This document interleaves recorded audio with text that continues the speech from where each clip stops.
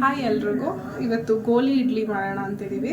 So first procedure ಏನಂದರೆ, ಮೊದಲು ನೀರು ಕಾಯಕ್ಕೆ ಇಟ್ಟಿದ್ದೀನಿ. ಸೊ ಈ ಕಾಯ್ತಾ ಇರೋ ನೀರಿಗೆ ಒಂದು ಸ್ವಲ್ಪ ಸಾಲ್ಟು,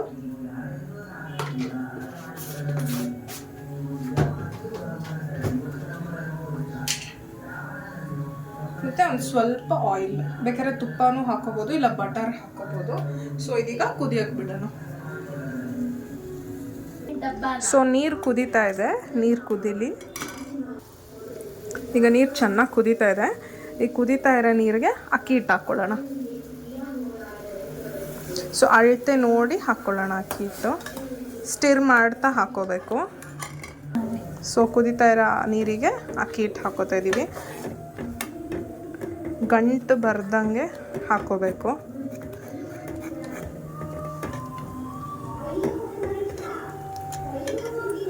ಸೊ ಈ ಮುದ್ದೆ ಕಟ್ಟೋಕ್ಕಾಗೋಷ್ಟು ಕನ್ಸಿಸ್ಟೆನ್ಸಿಯಲ್ಲಿ, ಅಷ್ಟು ಹದದಲ್ಲಿ ಹಿಟ್ಟನ್ನು ಹಾಕ್ಕೋಬೇಕು.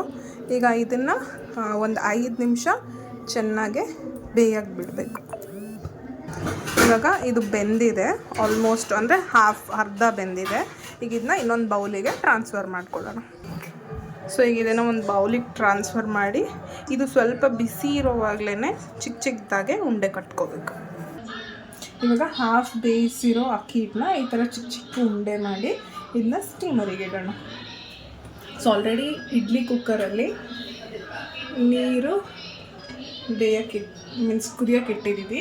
ಈಗ ಇದನ್ನ ಇಡೋಣ.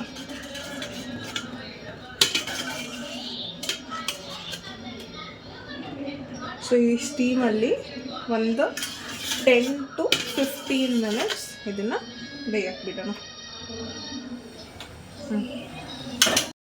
10 ಮಿನಿಟ್ಸ್ ಆಗಿದೆ. ಈಗ ನೀವು ನೋಡ್ಬೋದು ಎಷ್ಟು ಚೆನ್ನಾಗಿ ಎಲ್ಲನೂ ಬೆಂದಿದೆ. ಸೊ ಈಗ ಒಗ್ಗರಣೆ ಕೊಡೋಣ. ಸೊ ನೆಕ್ಸ್ಟ್ ನಾನು ಒಂದು ಕಡಾಯಿ ಇಟ್ಕೊಂಡಿದ್ದೀನಿ. ಈಗ ಇದಕ್ಕೆ ಒಂದೊಂದೇ ಆ್ಯಡ್ ಮಾಡ್ತಾ ಬರೋಣ. ಫಸ್ಟ್ ಎಣ್ಣೆ ಹಾಕೋಣ.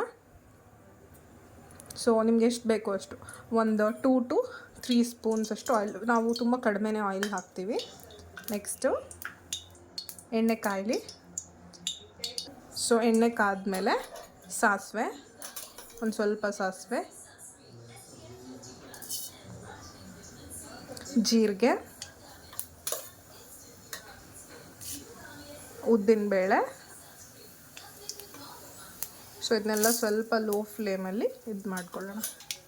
ಸಾಸಿವೆ ಸಿಡ್ದಾದ್ಮೇಲೆ ಬೆಳ್ಳುಳ್ಳಿನೂ ತುಂಬ ಸಣ್ಣದಾಗೆ ಕಟ್ ಮಾಡ್ಕೊಂಡಿದ್ದೀನಿ.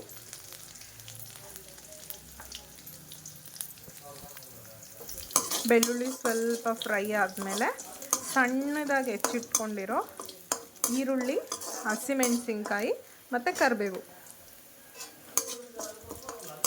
ಈರುಳ್ಳಿ, ಹಸಿಮೆಣಸಿನ್ಕಾಯಿ ಮತ್ತು ಕರಿಬೇವನ್ನ ಸಣ್ಣದಾಗಿ ಹೆಚ್ಚಿಟ್ಕೊಂಡಿದ್ದೀವಿ. ಸೊ ಇದನ್ನು ಹಾಕ್ತಾಯಿದ್ದೀನಿ.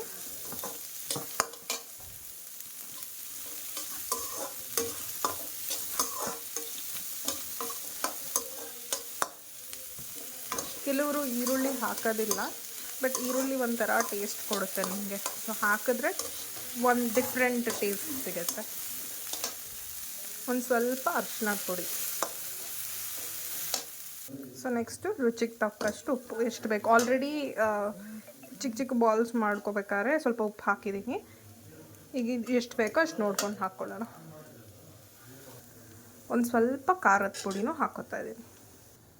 ಸೊ ಈಗ ಈರುಳ್ಳಿನೂ ಆಲ್ಮೋಸ್ಟ್ ಫ್ರೈ ಆಗಿದೆ. ಇವಾಗ ಸೊ ಈ ಸ್ಟೀಮ್ ಆಗಿರೋ ರೈಸ್ ಬಾಲ್ಸ್ನ ಹಾಕ್ತಾಯಿದ್ದೀನಿ. ಇದನ್ನು ಹಾಕ್ತಾಯಿದ್ದೀನಿ. ಸೊ ಇದನ್ನು ತೆಗೆದು ಹಾಕೋತೀನಿ.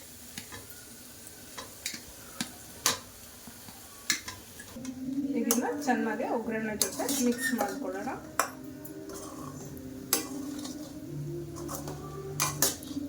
So 1-2 minutes ಇದರಲ್ಲಾಗಲಿ.